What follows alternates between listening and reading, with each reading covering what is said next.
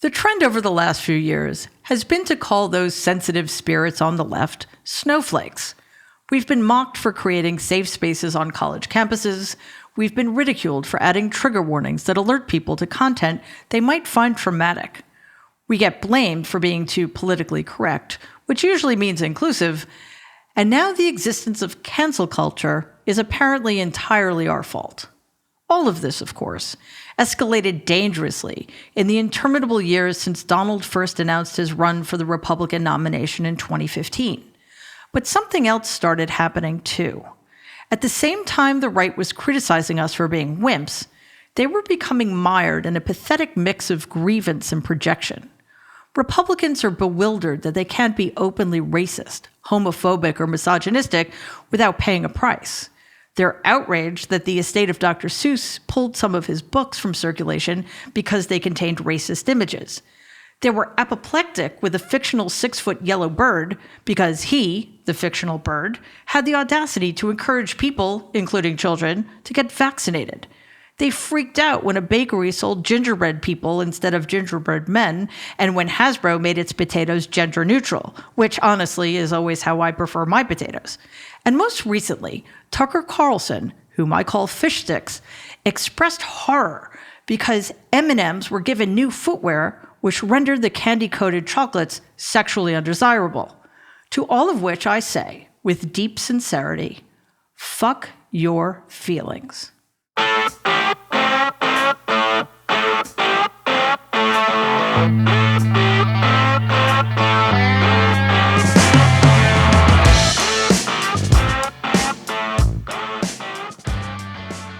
This week, I'm thrilled is definitely a word. Honored is definitely a word. But also prescient to have as my guest Fiona Hill, whom a lot of you know from her amazing testimony in front of Congress in 2020, and most recently for her incredible book, which we're going to talk a lot about, There's Nothing for You Here, which resonated with me on so many levels, and I would imagine for those of you who read it, and if you haven't read it, please do. It's extraordinary. Fiona, welcome, and thank you so much for being here. Oh, thank you so much, Mary, for having me. It's a pleasure. You know, I've wanted to talk to you for a long time, and then I got a podcast, and I had a reason to ask. But when I asked you, things were a little, I don't know if calm is the right word, because things are never calm. But in terms of your area of expertise, they were a little calmer. So you must be a little busy right now with what's going on in Ukraine. Well, yes, to say the least. I mean, I'm probably like everybody else, pretty preoccupied with this. I mean, we don't know where things are heading. As we're speaking now, Vladimir Putin has moved an enormous amount of troops to all of the borders of Ukraine, up north, and Belarus, to the Russian-Ukrainian border, from the south to the territory that they annexed already from Ukraine and Crimea. And everybody's just wondering, is he going to move? And there's a lot of deliberation in Europe as well about whether the United States might be this time around overreacting. Because, you know, in the past, of course, Vladimir Putin has moved against Ukraine before, annexing Crimea. They've intervened in Syria. You know, Putin's done a lot. I mean, back in 2008, he also invaded Georgia. And each time we were much more muted in our reaction, not quite sure, you know, is this the harbinger of other things to come, or is this just, you know, the result of some spat he's having in a particular time? With, you know, back in 2008, the president of Georgia, Mikhail Saakashvili, or, you know, is there some kind of narrow issue here that this is all about? Can this be easily resolved? But this time, you know, some of the Europeans are wondering if the US is, you know, overreacting of not doing so much before, and whether we're kind of setting ourselves off into this escalatory dynamic. And of course, you know, our government is thinking, whoa, hang on, there's some game changes here. They're doing things that they haven't done before in the past. And, you know, really, this time it looks like they mean business. They're going to invade Ukraine. It's just a matter of when exactly and what the trigger is. And we've got to get ourselves missiles ready. So we're in the kind of confrontation that we haven't had since really the 1980s, when we had a standoff. I mean, you and I think, are roughly the same age, so we'll remember this. In the 1980s, 1983, 1984, over missiles being placed in Europe by the US and the Soviet Union. And this was the period of the campaign for nuclear disarmament and all the peace marches all the way kind of across Europe, because we thought we were right on the verge of some kind of nuclear confrontation. And here we kind of go again, is the sort of feeling right now.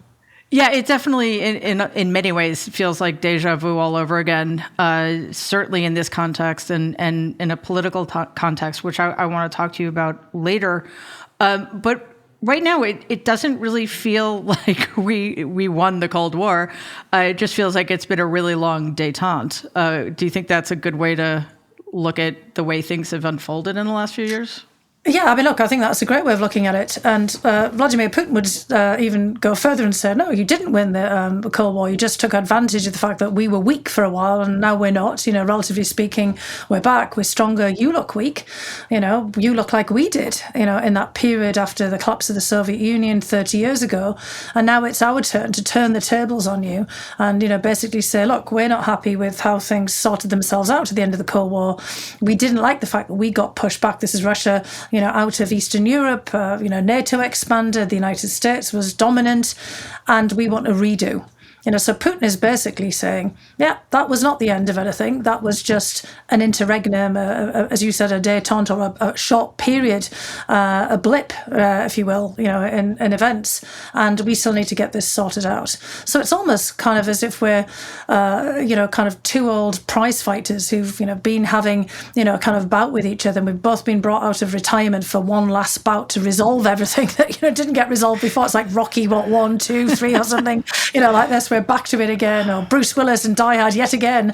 It's kind of, it seems to be like a rerun of, all of the kinds of things we've had in the past. So I think that's why it's so confounding for people, because in the US we're saying, what do you mean we're back in this geopolitical, stuff of the Cold War? But the Cold War's gone. We moved on. We're worried about China. We've got all these other things. Why are we doing this again? Well, America never learns. We always move on from things prematurely, which is also another conversation. But it also feels like the horror movie in which the bad guy never dies. You think you've got him, and then next thing you know, he's up and wreaking havoc again. So while you were talking, I was thinking about how this is a long-term strategy. Putin definitely knows what he's doing when it comes to manipulating geopolitics. And it certainly didn't start with the 2016 election, but I think that's where he made his biggest play.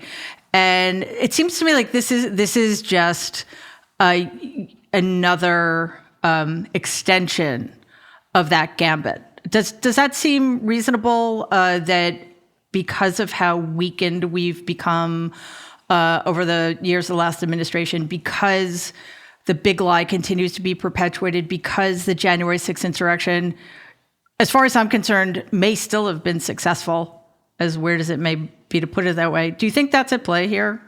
That perception of our weakness? Yeah, exactly, because he does sense that weakness. He sees that we're so polarized. In fact, polarized isn't even really the word, isn't it? Because that suggests that we've got like two different, kind of sides to everything. In fact, we're in a multifaceted crisis. We've got so many factions, so much friction that's there in the political system. They leapt into that, as you said, in 2016, they being the Russian security services at the direction, we're pretty confident of Vladimir Putin, to stir things up. It wasn't like they invented the problems, but they certainly added fuel to the flames of all kinds of conflicts that were brewing domestically for us. And now, with so many questions being asked about the future of American democracy, the future of the country, have we become ungovernable? This, in many respects, seems like a great time to act, because we're not capable of mounting a collective defense. And what I mean by that is, of course, we can make common cause with our allies to push back, but internally in the United States right now, Biden's just assailed on all sides. It wouldn't matter who the president is right now. We've got so much going on that no one person can bind everything together. And if we can't get our act together domestically in support of our foreign policy, then we're going to have a really hard time pulling everyone else together. unless Putin does something, completely outrageous. And this gets back again to some of the debates going on in Europe. They're not really quite sure what's happening. But if, Vladimir Putin really does move in and, full force into Ukraine, then that will be one of those clarifying moments. But I just don't know whether it will be for our domestic politics. I think Putin bets it won't be, because you've got Joe Biden basically assailed by everybody, including in his own party at all times on everything. I mean, the guy can't move without being criticised.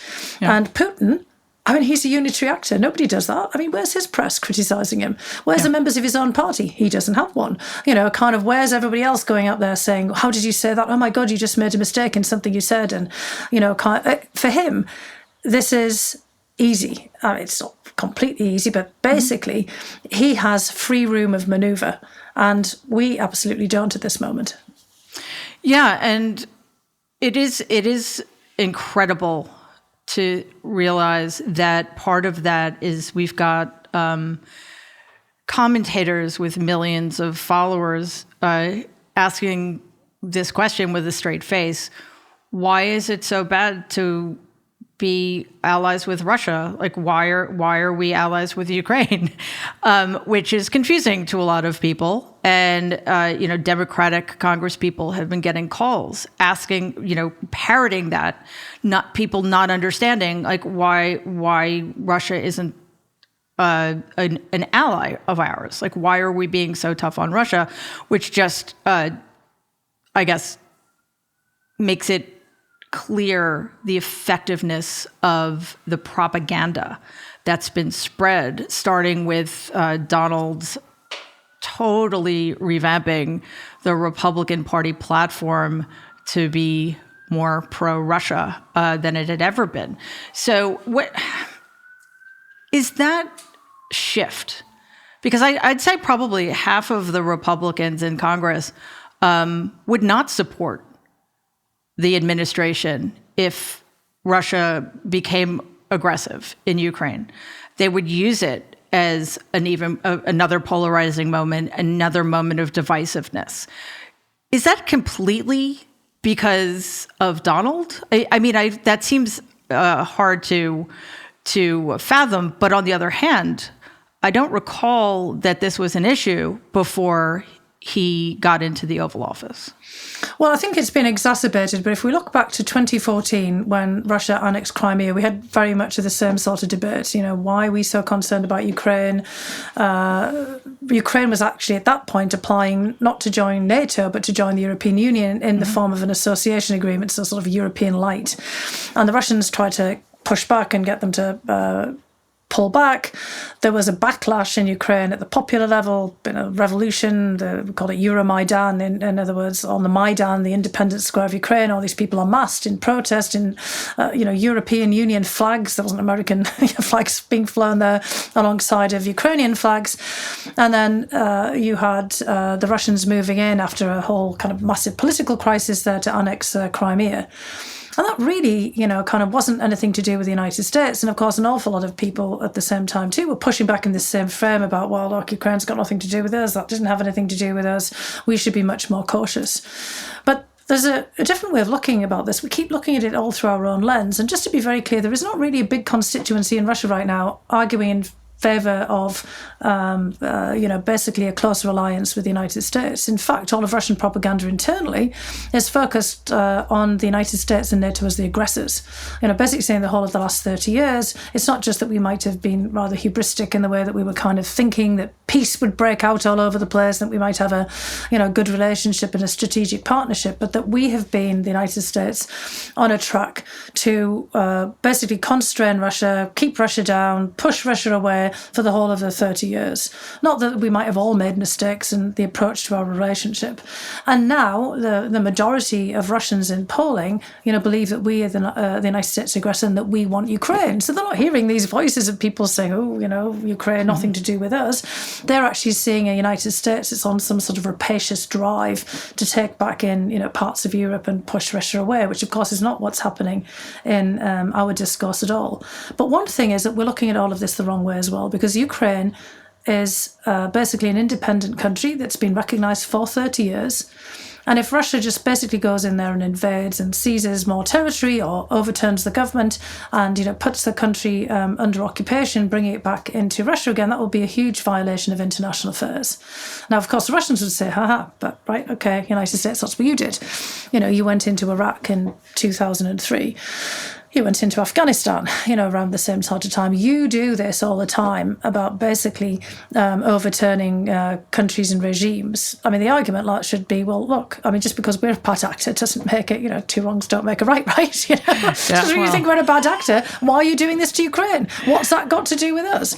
So, I think we need to internationalise this, get it out there, get it out of our own domestic debate, because it's not just all about us, and just put it out there. This would set a terrible precedent around the world. It would make everybody more unstable, because it means that any country can basically get away with it if there's no pushback. So it's not about US-Russian relations per se, although obviously it is in this context, but it's just really about how you think about the international system. And then the other thing is, of course, we have been trying for years to try to figure out a better relationship with Russia. We could still do that. It's going to take some time. It's going to be pretty hard. But that shouldn't be tied into this whole thing about, Ukraine getting carved up or not. Yeah, and you mentioned something else America's terrible at besides hypocrisy. Actually, we're pretty good at hypocrisy. What we're bad at is thinking about things in the context of the world. Right. Thinking outside of ourselves, because that would be a way to help people understand the significance of this, the degree to which we should be involved, and perhaps more importantly, the degree to which we need to advocate for a more united international response. But has the 4 years of the last administration, which seemed to do everything in its power to weaken the Western alliance, is that still causing problems for us? Sure, and I think it does it in many different ways. I noticed that former President Trump had a statement basically saying, well, under the Trump administration, this wouldn't have happened. This, I suppose, being President Putin preparing for invasion of Ukraine. But under President Trump, what happened? It was the privatization of Ukraine, a phone call, to President Zelensky of Ukraine saying, hey, do me a favor, or do us a favor, will you? There was plenty of stuff related to Ukraine going on, but it was in, let's just say, not in the foreign policy, national security perspective, but in the context of our domestic politics. And we need to get Russia and Ukraine out of our domestic politics and back where they belong, which is out there in, the larger world of foreign policy. And I think partly, the Russians are reacting to what was business most unusual under the previous administration to a kind of return to business as usual under the Biden administration, where Ukraine goes back out of our domestic politics. And of course, the action of Trump's phone call was directed against Biden, as we're all pretty well aware. And he wanted to, of course, probably put a lot of distance, Biden that is, between him and what had happened there, and put Ukraine back out there as a national security issue, talking about a reaffirmation of American, not just private presidential interest, but of American interest in Ukraine. And, putting it back onto that kind of realm of a foreign policy issue. And I think the Russians reacted to that. They were like, hang on a second, we kind of liked it when it was chaos. And there was no chance of Ukraine getting into NATO. I can't say that they would have liked it that President Trump was trying to privatize it. That's kind of Putin's thing for Ukraine. It's my object, not your object. But I think they don't like at all this idea that Ukraine is out there because they see Ukraine as part of their sphere of influence. Putin's talked for years about Ukraine being Russia's, the kind of private interest of Russia in Ukraine, wanting it back in a sphere of influence, and don't want the United States or NATO or any other European country having close relations with Ukraine. And pretty much where they are now is throwing down the gauntlet, drawing the red line and basically saying, we're going to go in, we're going to get rid of the current regime. It won't be do us a favour anymore, but we're going to show you who's the boss here. And, basically daring us to engage with them on this. I think that, honestly, that they're really looking here for it's gunboat diplomacy, getting us to the negotiation table. But the thing with Putin is that he is not somebody who wants to be caught out in a bluff. And that's the kind of dangerous situation we get ourselves into, where we get into an escalatory pattern. And it's kind of what the Russians want, because Putin's whole idea is you escalate, you get it as the maximal pressure and tension. He said this publicly. And then you try to get the other side to blink. And then that's kind of, you de-escalate after that. When you've got what you want, you get them, kind of basically all softened up. to basically hand to you on a platter the issue, the country, or whatever it is that you're basically gunning for. I mean, that kind of maximalist diplomacy, I think, was quite familiar, to many people when you look at this, and what he's doing is quite obvious. Yeah, and you write about this at length about his a few years ago, his ability to gauge what was happening in this country, and not to create fissures, but to put pressure upon them. And then get in, and as you said, either to cast a cloud over whoever came into the Oval Office. Hillary Clinton would have been kneecapped from the very start. Absolutely. And of course, Donald would not have let that go. Unfortunately, though, he got into the Oval Office, and yes, there was and continues to be a cloud over that, but more to the point of this conversation, Putin understood how easily manipulable he was. That's right. So he went from exploiting America's weakness to exploiting Donald's many, many weaknesses. And now, as you say, we find ourselves at the opposite end of the spectrum. He's not going to be able to play Joe Biden in the same way. So he's going to have to push him in an equally extreme but opposite reaction, over being overly aggressive to a purported threat, which, as you said, some people already think that we're overreacting. Right. And I mean, I think what Putin is trying to do is to, again, consolidate this idea and entrench this idea that already some people have picked up on, that the United States is the aggressor and this is all the United States' fault. So the idea that we are overreacting, that we are escalating the situation, and therefore we're, proving to Putin's point that we're the aggressors and this is all our fault. So it's kind of, turning things all around on themselves over and over and over again. And, the fact that people are coming forward and pushing Putin's line is already a huge success. And it also makes it extraordinarily difficult to actually negotiate in good faith some of the things that, actually are pretty sensible. I mean, we probably do want to have a renewed European security arrangement. That can take all kinds of forms on discussions and then resolutions, agreements, treaties even on conventional and nuclear arms, for example, cyber. There's all kinds of things that we really ought to be talking about, but you can't in this kind of atmosphere. I mean, they've made it impossible. And the whole goal of Putin is to having everyone to attack the United States and to attack Biden. And it doesn't matter who's president, in many respects. It was whoever would be in here now. But I do think that there is something about Biden which has really focus Putin on this particular moment. It's because Biden actually really understands Russia, understands Putin, because he's been there for such a long time as Senate Foreign Relations Committee, Vice President, and now President. Putin doesn't have to explain anything to him. That you could see from, in the interactions I've had with the Russians and, sitting in meetings, with Putin's just getting so frustrated with dealing with people who he feels like he has to start again. From his point of view, I mean, Russians never use a goldfish analogy, but, we in the US have, the attention span of a goldfish, and a memory, a short-term memory. 1 minute, we're thinking about something, we've forgotten it, because our political system just changes over and changes over. And the Russians have to start again. Putin's been there for 21, 22 years. And he just keeps having to explain himself. And with Biden knows what NATO is. Biden is steeped in the transatlantic alliance. Biden knows the history of the Cold War. Biden, knows back, the history going back, forever. And he's kind of been there. I think he was at the Constitutional Convention. Exactly. And Putin, basically sees that and actually says, well, this actually is someone that I can do business with. If I put enough pressure on here, I won't have to explain myself to this guy. And he probably wants to get this all in before we move off to the next issue that's going to, affect our attention, the midterms, and then, the kind of the presidential election. And, Putin doesn't have to worry about the same things we do, but he has to try to force us to pay attention to him for a sufficient amount of time that he can actually get some results. So that's his motivation right now.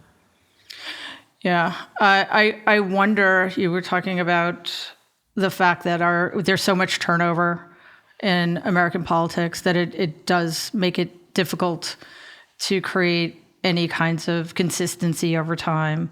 But that's why institutional memory is so important. And I I've often thought that one of the most damaging things about the last administration was the destruction of institutional memory, particularly in the Department of State. Do you think that's a fair thing to say? Oh, absolutely. And it wasn't just the Department of State. I mean, we're talking about foreign policy, but we could have, as you well know, we could have touched on any, particular issue. We've just seen, kind of a massacre in many respects of public servants, and the whole idea of public service turned on its head.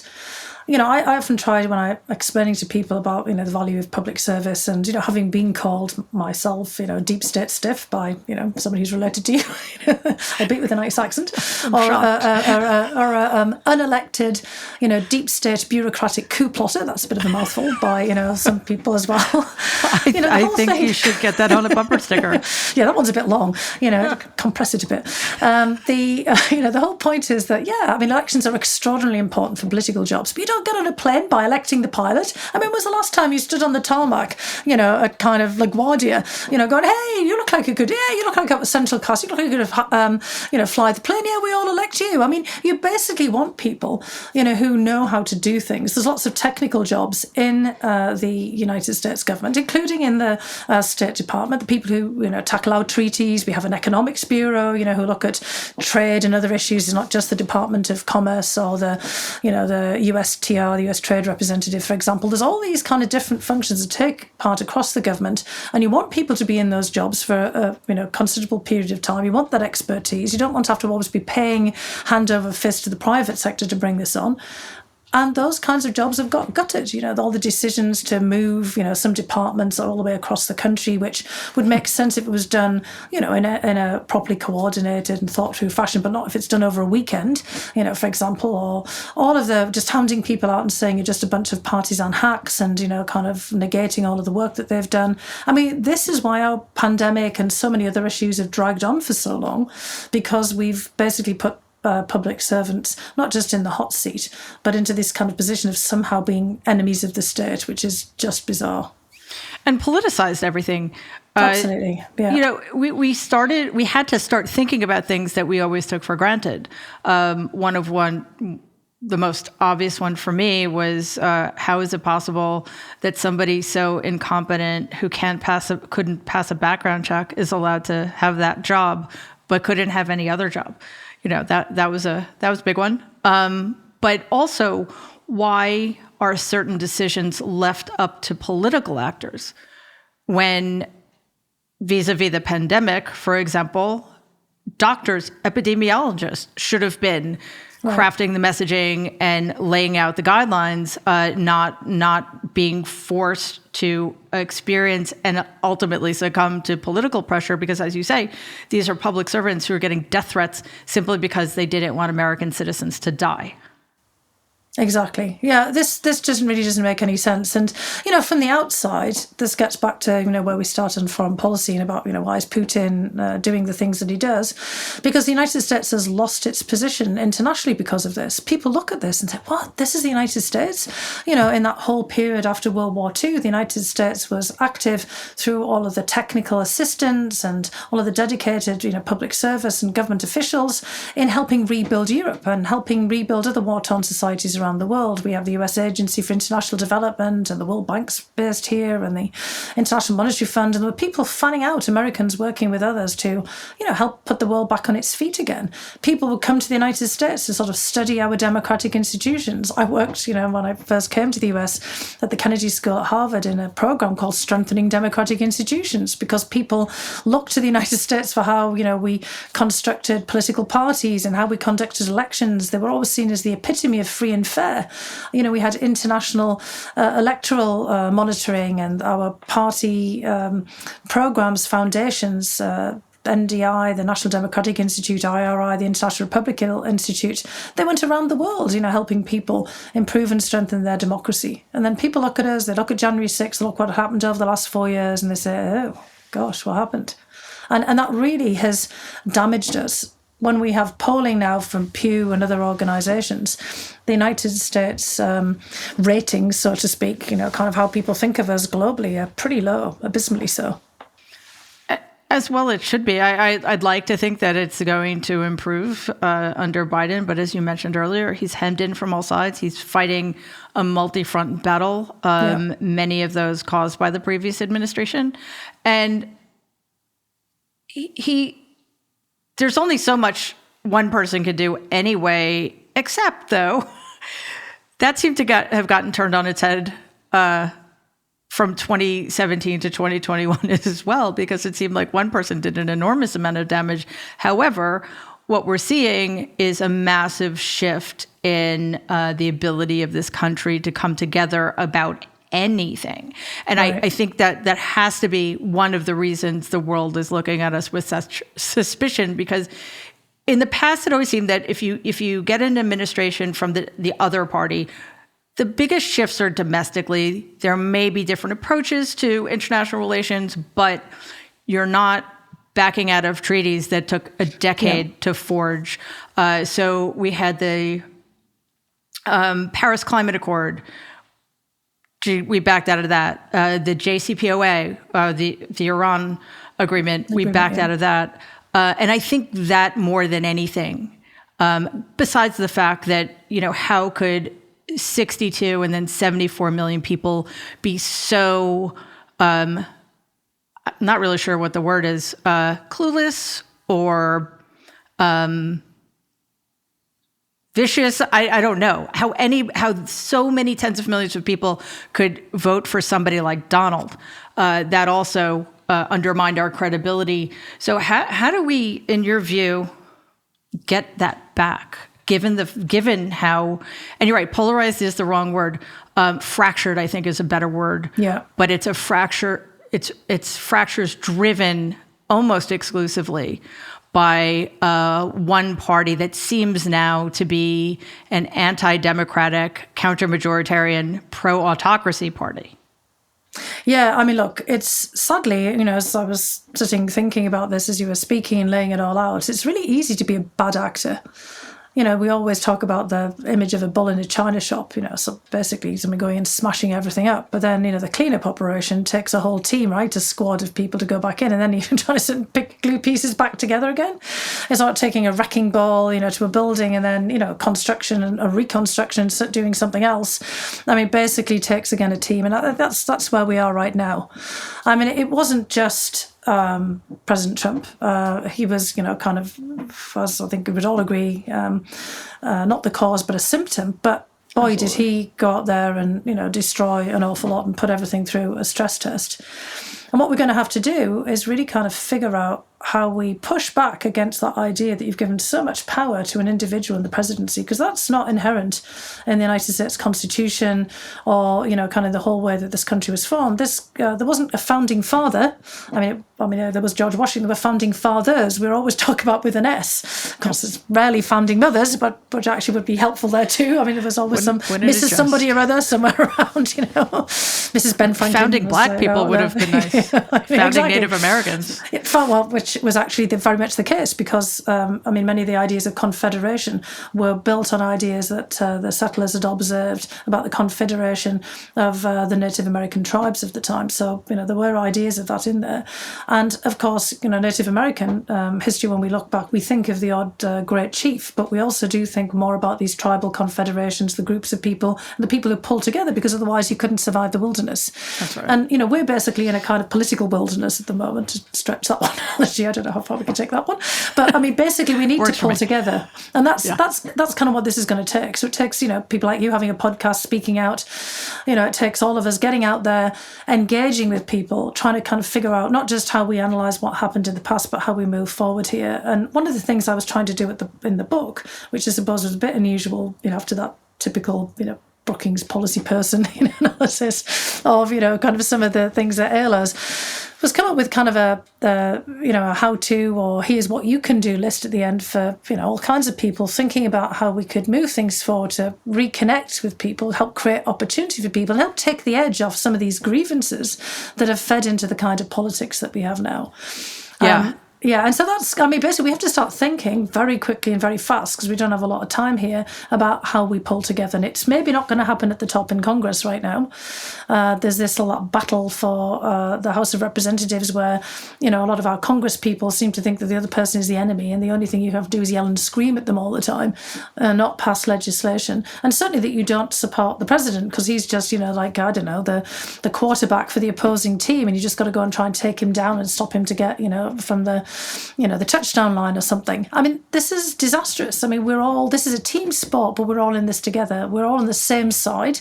This is America. And, so how do we start doing it maybe from somewhere in the middle as well as from the bottom up? Yeah, I'm not sure we all are on the same side. And that's one of the problems, because it's very hard to say that. That's why we have to talk it through, conversations like this, kind of just talking through where we are, figuring out how we reach out to people. I don't think everyone's going to be reconciled, because as you said, before, we've got, millions of people who believe a big lie. Yeah, that Donald Trump won the 2020 election, which he did not. And so, there's going to be elements there of, kind of figuring out how do you pull people away from a cult, for example, or how do you figure out what it is exactly that was really motivating someone to, to vote, not just for a charismatic, personality, but was it issues? What issues were there? Can we tackle them in some way? We need to figure out who it is that we can talk to and, basically address their issues. And who, of course, will be pretty much irreconcilable, but how, we still work with that within the society. And we don't have a lot of time to do that, of course, so. Right. And that's something I really do want to talk to you about. And that was one of my favorite parts of your book. But you did me a favor. You made the segue to your book, and you also made the case for why you should start a podcast. So. Yes, I'm really pleased you're doing it. Yeah, absolutely. Because I know we've got loads of podcasts right now, but they are, and yours as well, is covering, so many different issues that one person can't talk about, right? So we've got to be out across the country, maybe like a, podcast America, basically putting people together for discussion. It's so much better than tweeting and, a Facebook blog or something. You're having a proper interaction with people here. This is real. It is. And that is something that... The right has taken advantage of social media culture, our waning attention spans. You said goldfish. Yes, we're all goldfish now, because nobody can think in excess of 280 characters. Yeah, I think it's 280 characters now. I don't go on Twitter. I was just like, no way. I'm ashamed to admit that I love Twitter. It's genetic, maybe, but I use it I use it for good. But it does worry me a little bit. But you're right, because the real change is going to happen with substantive discussion and giving people as much access as possible to diverse voices who are all on the same side. As we were speaking about earlier before we started, so many of us have become one-issue voters. We're voting for democracy. We're voting for the survival of democracy.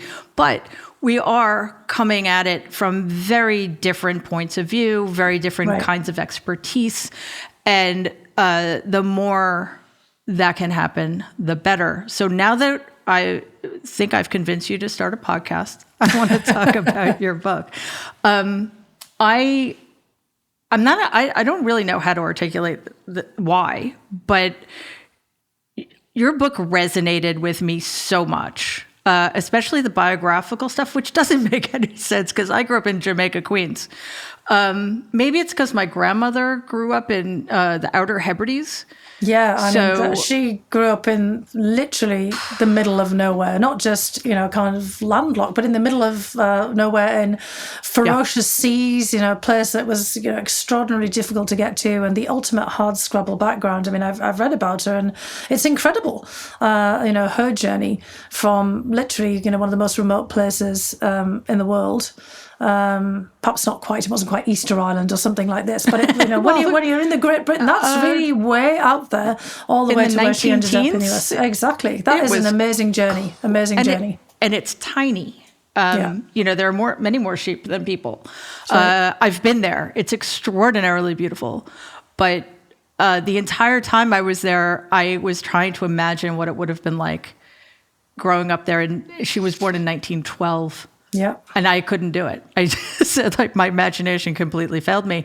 And I think, obviously, growing up in northeastern England in the 80s and the Isle of Lewis in the early 20th century are very different things.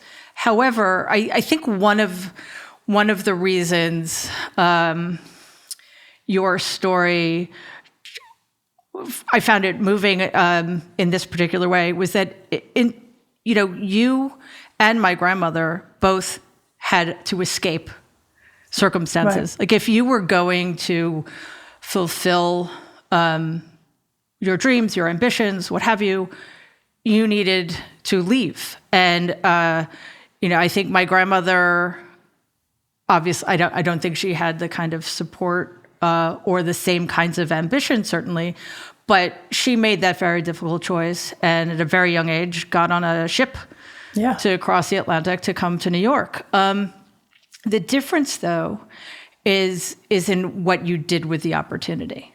I'm not going to talk about what my grandmother did other than squander it and give us Donald. But you really put in the work and created a career that made a difference, continues to make a difference. So I'm wondering, first of all, how that was managed when you were. Oh, and by the way, you said that when you were 13, you were in Tübingen. Yeah. I went to, not at the same. We are the same age. Yeah. I spent a semester or so there when I was a junior in that's college, fantastic. And I went to Tufts. Wow, yes, and there we were was very close. We were sort of circling around each other there. We were. And there was a very brief moment when I thought of studying at the Fletcher School, which is better than the Kennedy's. No, I'm kidding. It's a very good place. It's a good place. But I came to my senses and realized I wanted to be an English major. So anyway, so there are these points of correspondence that are really interesting. And then there are these points of enormous difference.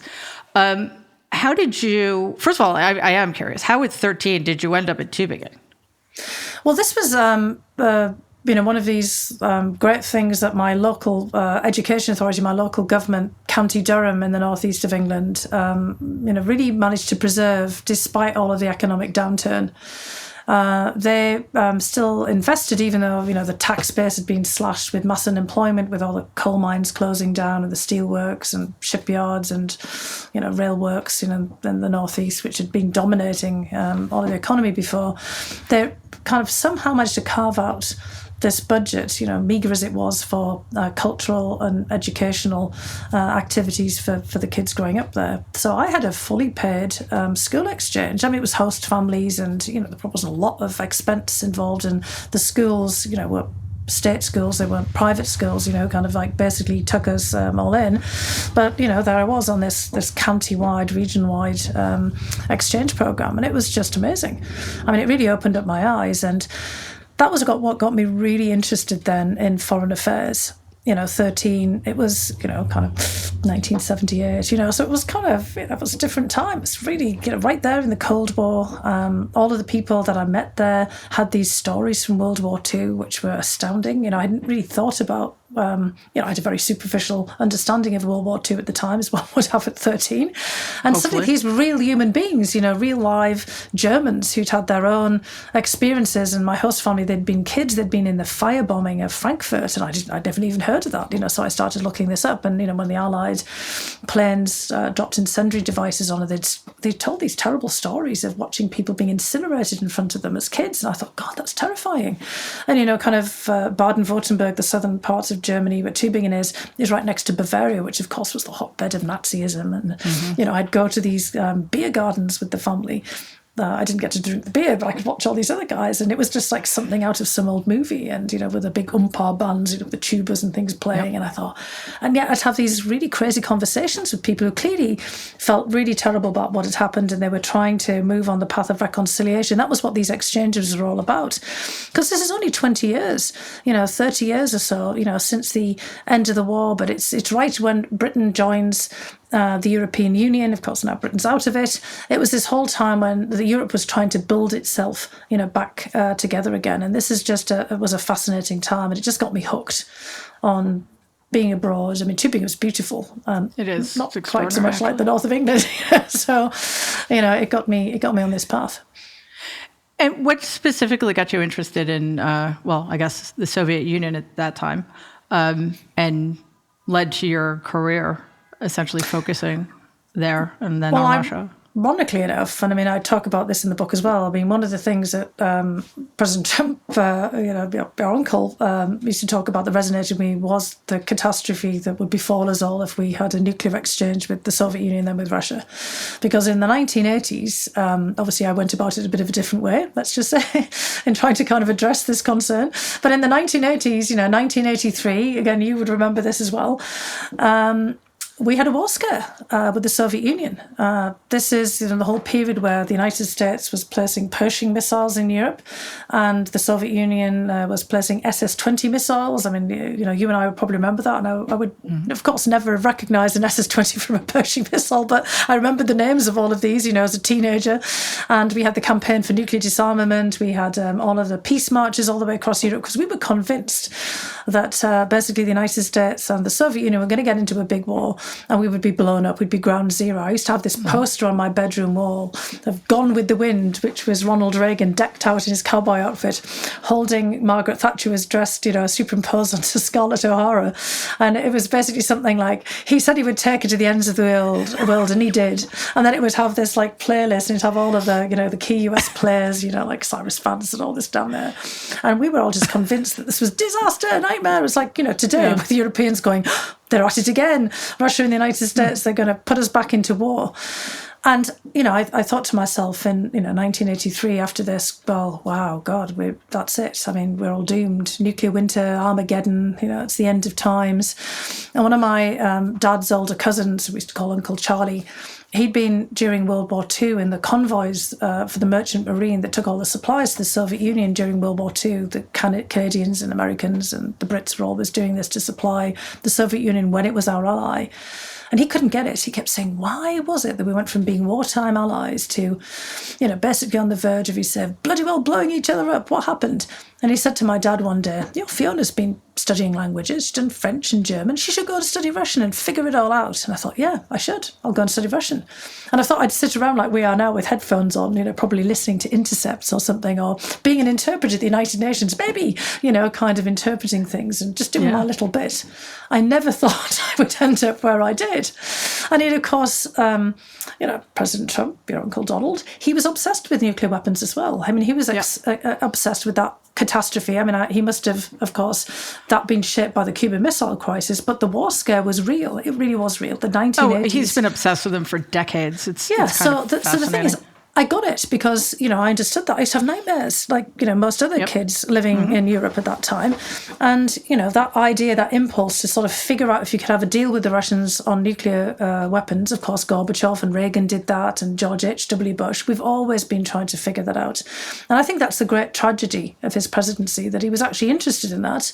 And if he'd done things a bit differently, there is just a chance that he could have put us on a path towards some kind of negotiated arms control. But, of course, the rest is history. It did not happen, but I think he actually wanted it. I mean, I heard him say it enough times, and I got where he was coming from. And in fact, a lot of Europeans did too.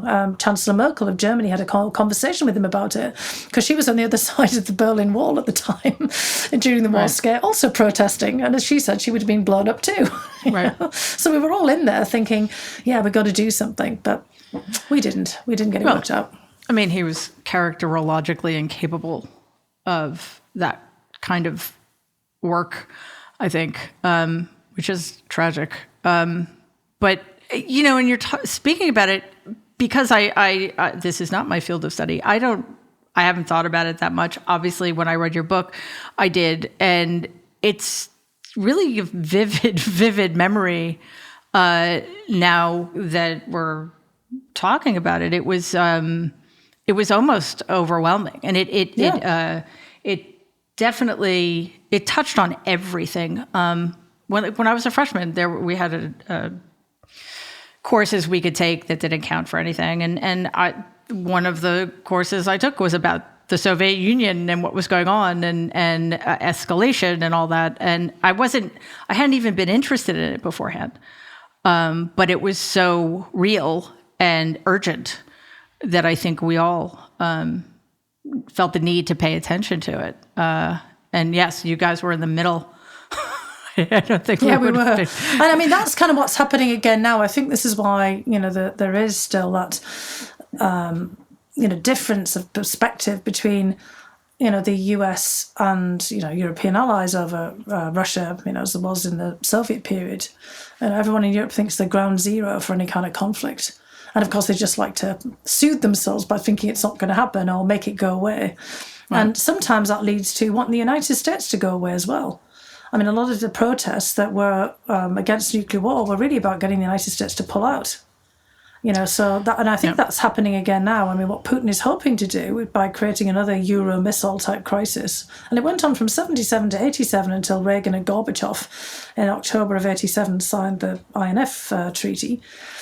I mean, basically, at the end of the Trump administration, Putin was really warning people that, look, if we don't get a new agreement, because the United States had pulled out of INF because the Russians kept violating it, we could be back to the Euromissile crisis again. And he meant the atmosphere of, basically me stirring up trouble in Europe, kind of is basically what he was warning us of. And here he is. And I mean, they're moving forces around, but they are also threatening about missile placements. And they've talked about moving, cruise missiles to Venezuela and Cuba, kind of taking it bigger.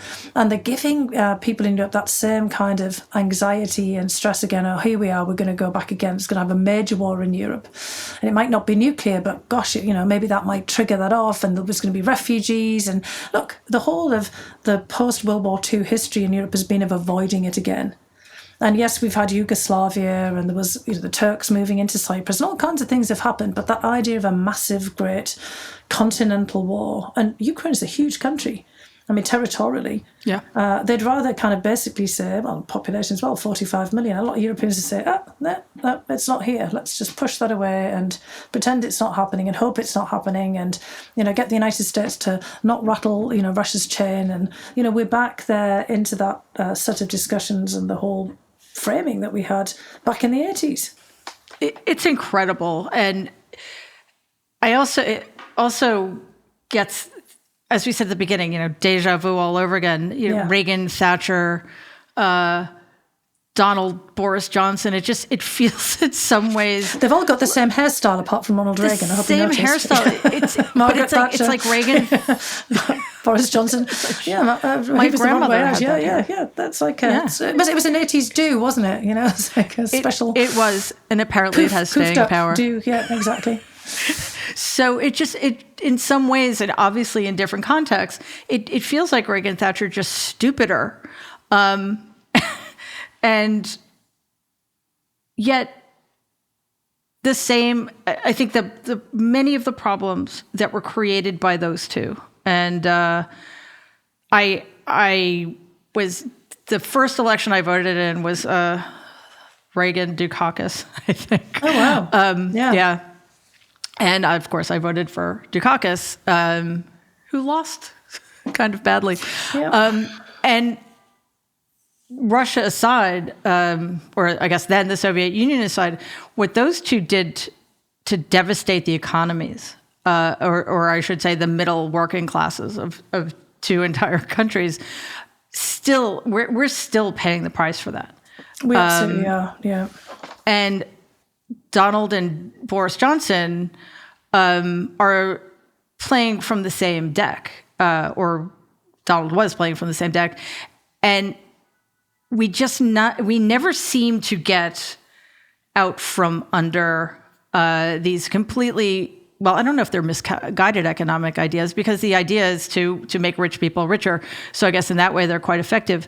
But I was very taken with your description, not just of what the very real cost to your family and where you lived and your neighbors, but also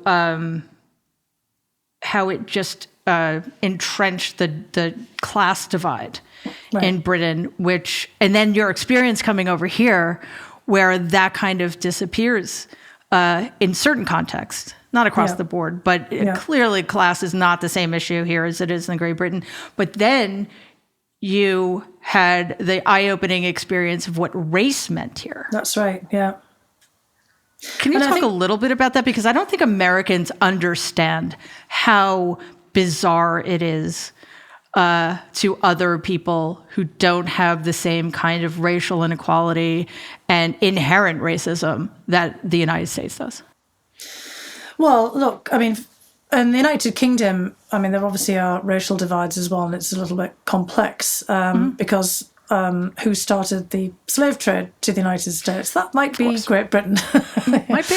It was. Back in the day, yes, exactly, when the United States was a colony, and, the whole Middle Passage from Africa, through to the United States, and the Atlantic slave trade all went through British ports, and there were an awful lot of them. Even the Crown, the royal family were involved in it. Some of this was under royal license, particularly when it went to the Caribbean, for example.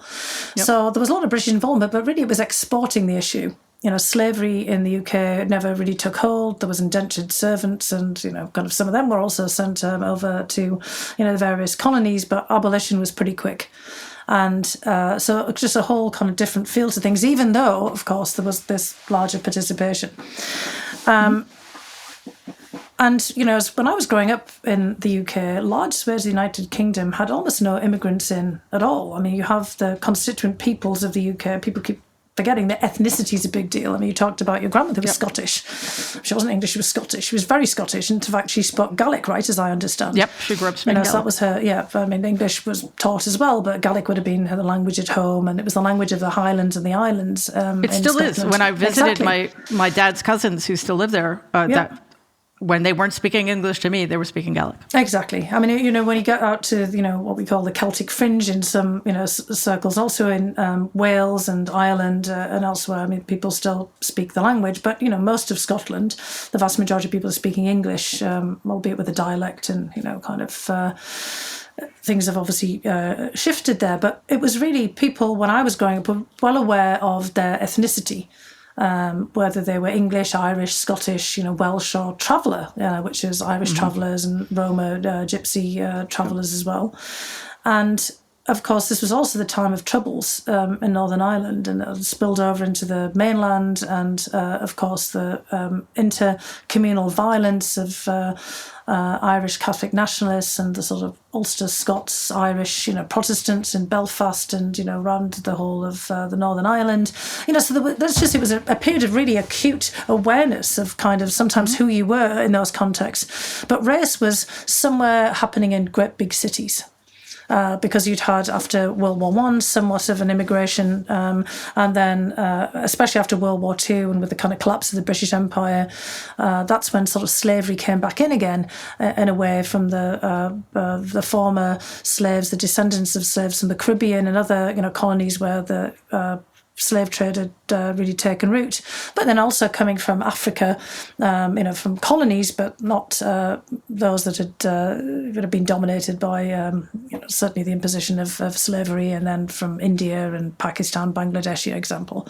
But this was all happening in big cities because nobody would move to the northeast of England to coal mines in places where there was mass unemployment, So we were kind of in a bubble, and all of the kind of things that I experienced were really related to that kind of setting, even though I was sort of watching the upbubbling, let's just say, of some of the racial issues in the UK elsewhere on television and things. When I came to the Essex, I was so shocked. I couldn't believe it. I thought there'd been the civil rights movement. I watched a lot of, kind of American film and culture, and I just was not expecting that race relations were essentially, how I'd been reading about in some context, back in the day of Jim Crow and segregation. And I say in the book that, I came to Boston, thinking more and worrying about the intercommunal Irish feuding, that I'd kind of stepped myself back into, the Troubles. I mean, this is the time when the IRA were, hanging out in Boston and, shipping guns to Northern Ireland, for example. And I find that I'm actually at the very end of this whole long period of the desegregation of Boston public schools and busing of kids, across Boston. And it's been violent, it's been, resisted, and the race relations relations are on a knife edge, and I had no clue. And it's just this sudden understanding that, wow, there's something here happening in the United States, and every single European other who comes from some other context is shocked by what they encounter. And it has not changed in the ways that one would hope it would have done over all this time that I've been since 1989. I mean, here we are, in this past summer and more, the Black Lives Matter movement, we're still debating all of this. And what really strikes me, which is, quite different from in the UK context in which I grew up and some of the things that I've experienced later, is the way that kind of sense of economic commonality, the kind of working class, blue collar, low socioeconomic income bracket has been divided up racially as well. Because it's the case, no matter who you are, what you look like, there's a lot of working poor out there, and they could be Hispanic, there could be, any immigrant that's coming, that could be white, for multiple generations in de-industrialized, left behind regions, or black. And that kind of sense of solidarity on those bases has been completely torn apart. And of course, that is a direct result of, the whole racial divides that emerged in the United States. Yeah, you refer to that in your book. In fact, you're referring to Isabel Wilkerson's phenomenal book, Caste, and her, in my opinion, even more extraordinary book, The Warmth of Other Suns, which preceded it. Absolutely.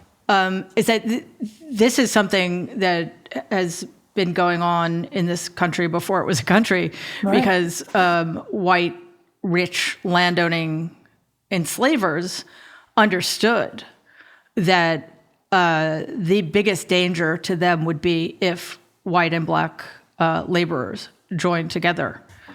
And which they did at different points. They did. When you think in some of the coal fields, West Virginia, the Battle of Blair Mountain, and some of the, historic labour movements, they absolutely did. And in the British context, I mean, there's a lot of people who've been writing about this. There's a wonderful British writer and historian called David Olusoga, who's pretty much our age. He grew up in public housing in the northeast of England. His mother was white working class, as he describes it, and his father was an immigrant from Nigeria. And he says he's black and British, and that's the title of his book. And it basically talks about how you can have both of those identities at the same time. And there's a lot of commonality, because class, in the UK can be melded together. There is, of course, racial differences, a lot of racial discrimination, but class and discrimination on the basis of class and region and regional accent, and that experience of having those lives on the margins of the poverty line, that's the same. And in the United States, I was surprised to see that people couldn't see that. But I mean, I understand why, of course, because I've done, all the same reading as everyone else. I've been observing this, for all the time that I've been in here. But we have to kind of figure out how we can have cross-racial coalitions to address this, because we're not going to address a lot of the socioeconomic grievances unless we can get people to work together. And I know, again, there's a lot of books saying, well, a lot of it's because there's, inherent racism, in working-class white society. But I don't buy that as sufficient as an explanation across the board. I think it's because it is imposed from the top, because of people not wanting to see more of a sort of solidarity across the labour movement and elsewhere, and pushing back. And that's been my direct experience in many settings. Yeah, I mean, first of all, there's no such thing as inherent racism, because there's no such thing as race. It's completely a construct. Exactly. And I want to, my first thought when I learned that I was going to get to talk to you was, I need you to come 3 times, because I wanted to devote an entire show to each section of your book, and then Russia escalation. Yeah, we get Mr. Putin messing about all over the place. Yeah. So that plan got thrown out the window, because there's a lot to cover. However, and I'm assuming I can't keep you here forever. Well, I'm okay, but I mean, you also have to kind of make this a proper, kind of podcast that people are going to listen to. Like not for days. The serialization podcast. I do want to end, though, with a discussion, a brief one, of how you end your book, because one of the biggest challenges we face right now is despair. Yeah, absolutely. Things are so bad on so many levels, and I think the greatest thing we have to fear is hopelessness. I've spoken to people who are already conceding that we're going to lose in November, and we cannot think like this.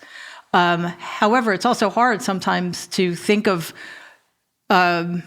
things to give people to hang on to. And that's why I so appreciated the way you end your book. In fact, I love this. You said instead of build back better, which I hate, by the way, I hate that. You suggest building forward together. And I love that because it's proactive, it's forward thinking, it's uniting. And then, you talk about the cultural despair that we're all facing and the context in which we need to rethink things. So could you, I like to ask people what gives you hope, but I think you lay out for us things that can give all of us hope. You talk about a common purpose and breaking down racial barriers, the importance of education. So if you could just maybe, I know this is a hard ask, but if you could sum up for us your approach and your thoughts about how the feasibility of doing these things and maybe ways in which each of us as individuals can do our part. Yeah, look, I mean, one of the things that, I suppose probably got to me the most during the last 4 years was how obsessed we were about, one guy in the White House. And the preamble to the Constitution, I had to study this when I took my oath of citizenship, starts with we the people, not I the president.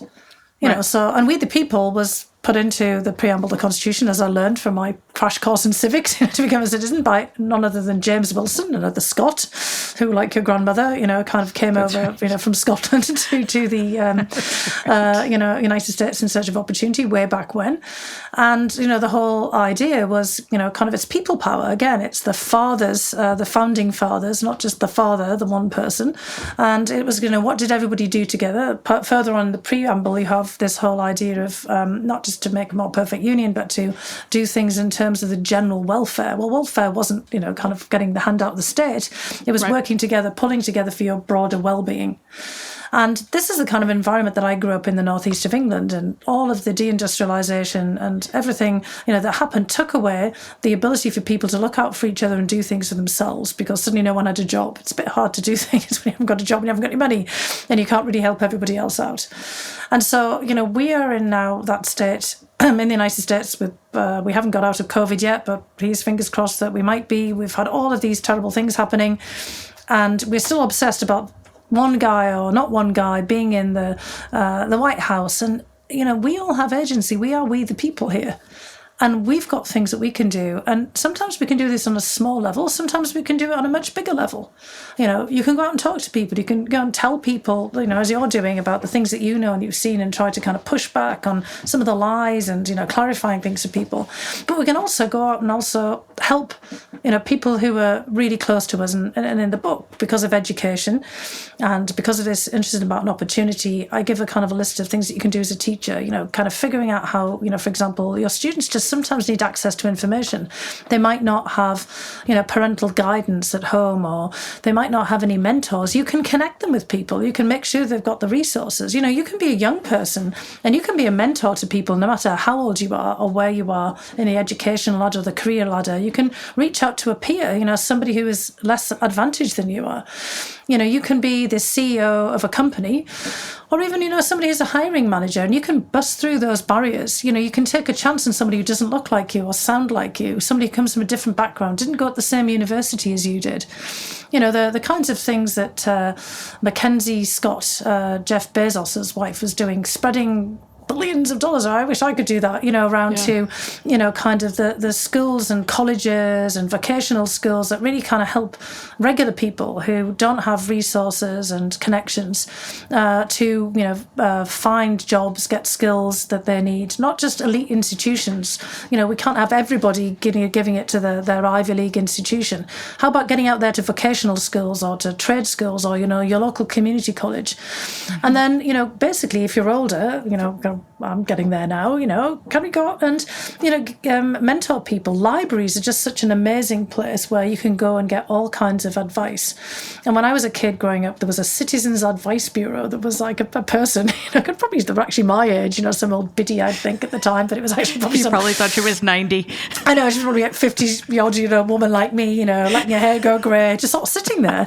And, they'd had some, career in the past and they could help you get advice. It would be anything from somebody coming in saying they didn't know how to get help with paying their electricity bill, or, they were looking for, maybe some legal issue that they were having a problem with, that, they'd got behind on their rent and, what did they do? Or, they wanted to find, something for their kids to do, an after-school program, and they'd sit there and they'd help figure it out because they'd have all the library resources. I mean, now we've got the internet, but you still, can go in there and people will help you do this.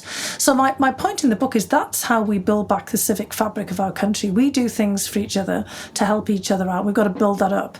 And, right now we're so obsessed, again, not just with the person who gets in the White House, but everybody in Congress, can they actually pass these bloody Build Back Better bills? Well, we can actually start to do some of these things at the local and community level as well. People can go out there and pool resources and get some things done, and people already are. So how do you, connect the dots? So I was just basically trying to challenge myself as much as, anything else, and others, and just say, come on, we can get out there, roll up our sleeves and do it. Because otherwise, as they just say, there's going to be no hope. We can create hope. Yeah, and we can empower ourselves. We can. We can say, we can do it. Yes, exactly. I don't like to say it was a pleasure because it was really dark, heavy stuff, but it was such a pleasure. I learned so much from you.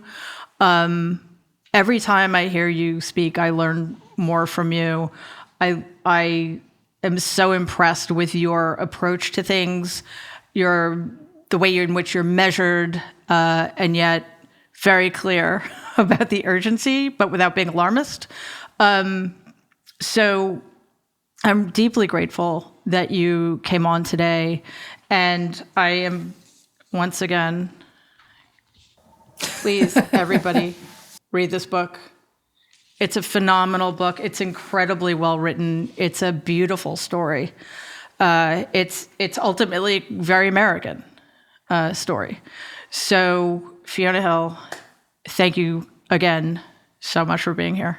Oh, well, thank you. Honestly, this has been a pleasure. I mean, it's just been great to meet you, and please keep on doing this with the podcast and your books as well. This is really making a contribution. Thanks. Thank you.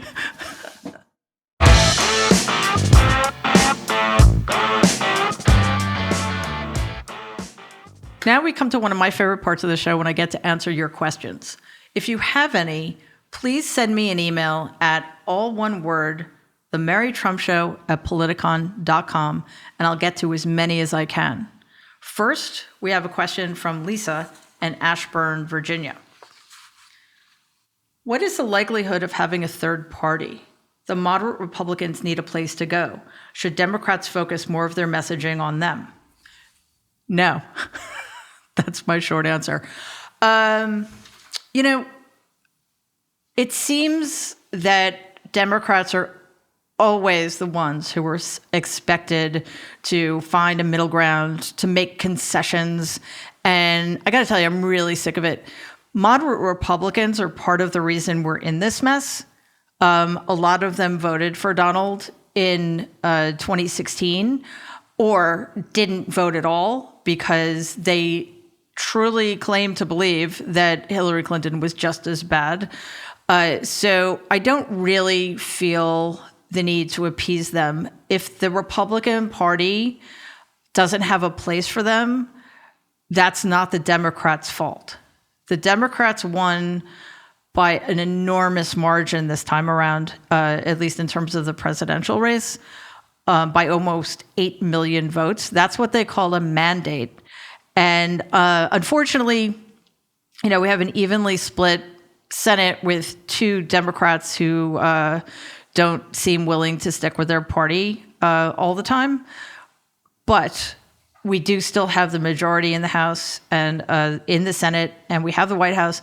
There is no reason to concede anything because the truth of the matter is progressives aren't the problem. The problem is almost entirely on the right. And last I checked, most of the policies that Democrats are advocating for, that President Biden is advocating for, are approved of by vast majorities of the American people.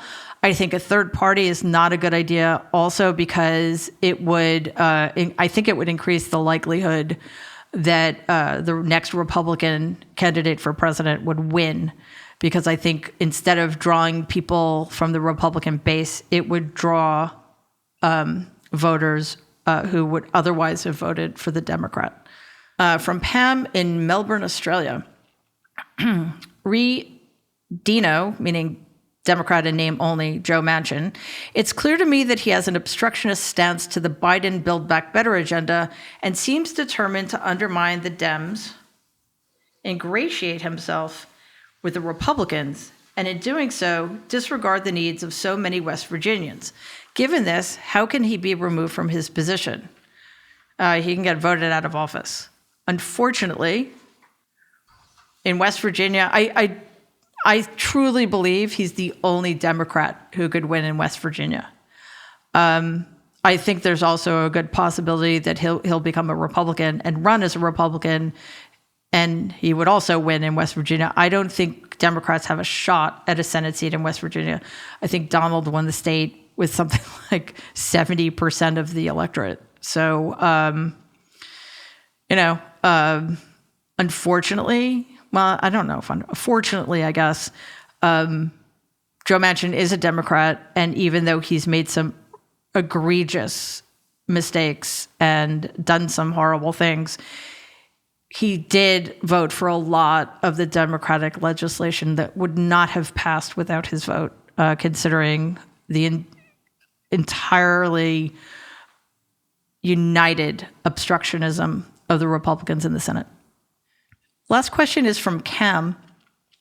The media have overplayed the both sidism.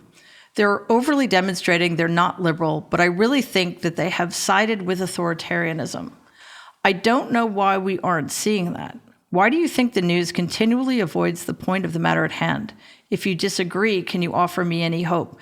There's actually a related question from Corey in New York City that I thought I'd answer at the same time. Corey asked if I have any favorite journalists and if I recommend any to listen to or watch. So yeah, I agree. The media has overplayed the both-sidism. Right now, we're in a situation in which one party is pro-democratic and one party is not.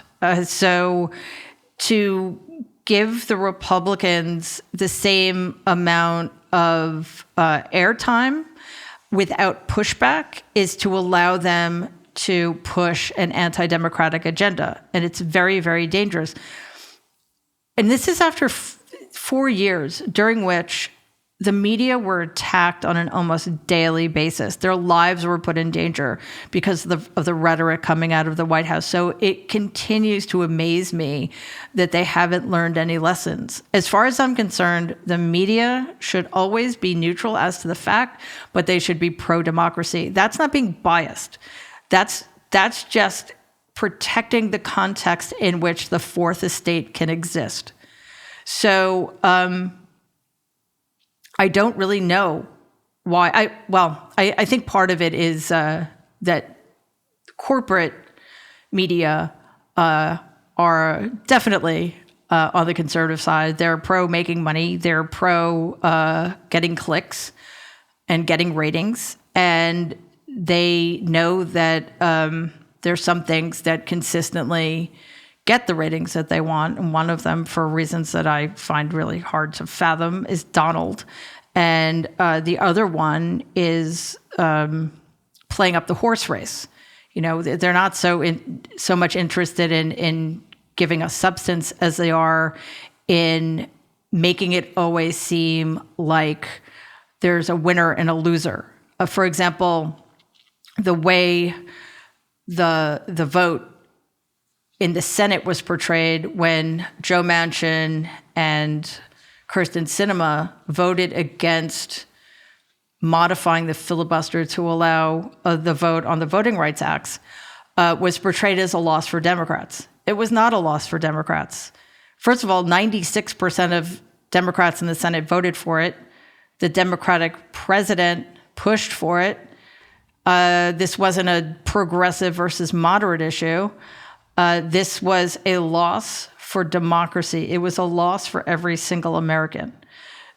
So they really do need to do a better job. I'm not entirely sure what we can do in the short term. In the long term, absolutely, we need local news. I spoke about this with Brian Karam last week. We need to support and subsidize local reporting because that is the foundation of how people get informed in this country, or it used to be.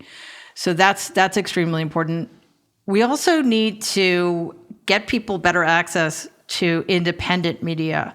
So some websites, some online journals I would recommend are Josh Marshall's Talking Points Memo, Mother Jones. David Korn is an excellent reporter over there.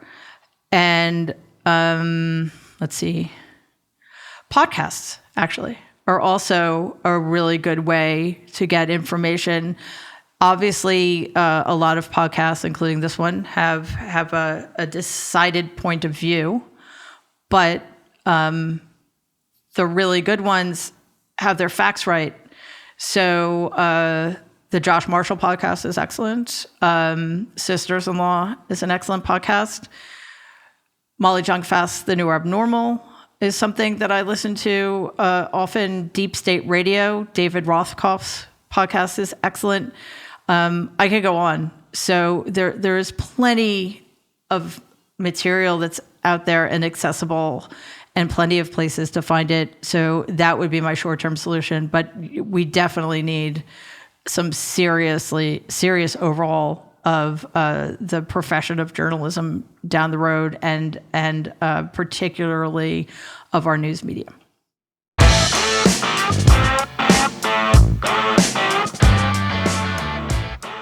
Thank you so much for listening to this episode of The Mary Trump Show with me, Mary Trump, and some of my favorite guests at the intersection of politics, activism, and culture. Please send me your questions to The Mary Trump Show, all one word, at politicon.com, and I will do my best to answer them in the next episode. Please also follow us on Apple Podcasts or wherever you get your podcasts, and give us 5 stars because it really helps people find the show. Thank you again for watching and listening. I will see you next week. Stay safe.